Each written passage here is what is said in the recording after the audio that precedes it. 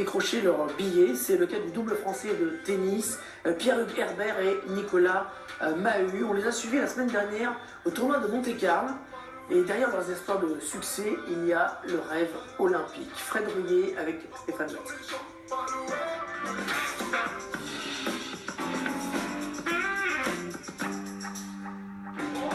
S'il vous plaît, monsieur. Non, mais... Bon, alors vas-y, qu'est-ce que tu veux faire? Nicolas. Ça, on fait voler, on s'échauffe. Et après, je vais faire un état. Attends, est-ce que tu veux prendre? Arrivée du grand bruit. Le spécialiste du loup, celui qui décide. Il fait quel il est là? Qui décide quoi? Il décide dans le coup. Ça part avec ma frappe. Hein. Nicolas Mahut, Pierre-Hugues Herbert, duettistes en quête de repères pour leur premier tournoi sur Terre. Ton décalage est bon, mais il faut que tu avances beaucoup plus dans la frappe. Allez, sinon t'es trop loin de ta balle. Vigilant là-dessus. Voilà, très bien. Aux commandes, c'est l'entraîneur d'Herbert, Boris Valéjean. Nico, je peux avoir plus de mouvement encore à l'avant, avant de partir. Vraiment de partir légèrement plus tôt quand il la touche. Entre Mahut, 34 ans, et Herbert, 25 ans, c'est l'histoire d'une idylle tennistique. Ouais. Le double, c'est des automatismes, c'est de savoir ce que va faire son partenaire sur telle ou telle situation. C'est passer du temps dehors pour apprendre à mieux se connaître aussi, pour savoir à quel moment on peut parler à l'un ou à l'autre. C'est aujourd'hui ce qui fait notre force, c'est qu'on s'entend extrêmement bien sur le terrain et en dehors.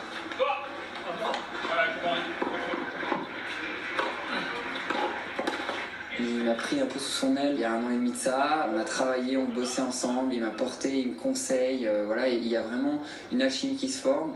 Et il y a un peu cette relation de grand frère que je ressens avec lui. Donc j'ai toujours énormément de plaisir à jouer avec lui. Formée depuis 2 ans, la paire a dessiné un espoir, la quête olympique. J'avais de gros objectifs, gagner un grand chelem en double, j'ai réussi à le faire, jouer en Coupe Davis, j'ai réussi à le faire. Ça fait partie des derniers très gros objectifs que je me suis fixé dans ma carrière.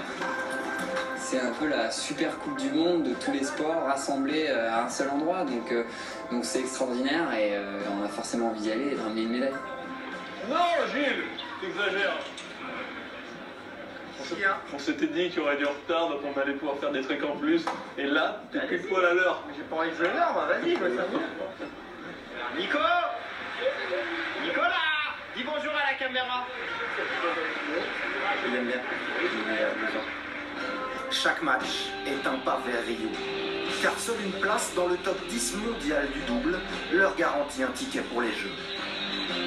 Andy Murray, numéro 2 mondial en simple, fait face aux Français avec son compatriote Inglot.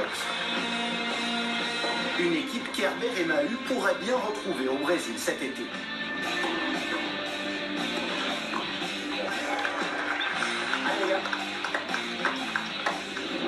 L'indécision escorte ce quart de finale jusqu'au bout du super tie-break.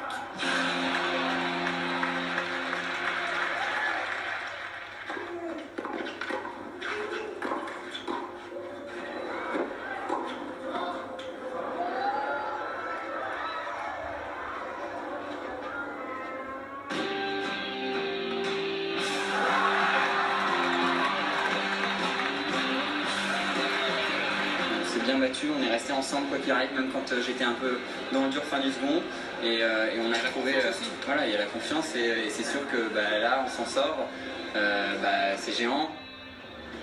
C'est la première fois qu'il vient à un tournoi qui regarde un match entier, donc j'avais perdu le sein. Il fallait qu'on gagne quand même, sinon il va croire que je suis content. C'est vrai que j'avais mal au cœur.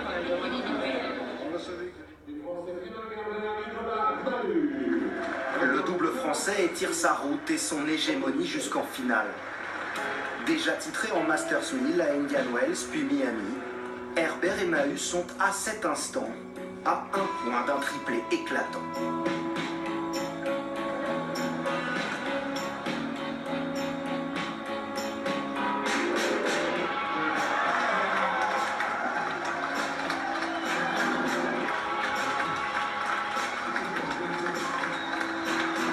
Troisième succès cette année, lancé vers leur défi. Le premier c'était de se qualifier au Master, de se qualifier pour les Jeux Olympiques et puis d'essayer de décrocher une médaille. On est très ambitieux, on l'avait dit au début d'année. Pour l'instant, voilà, ça se passe bien et on va continuer de travailler. Désormais 3e et 4e mondiaux, ils aperçoivent Rio dans la Coupe de Monte-Carlo.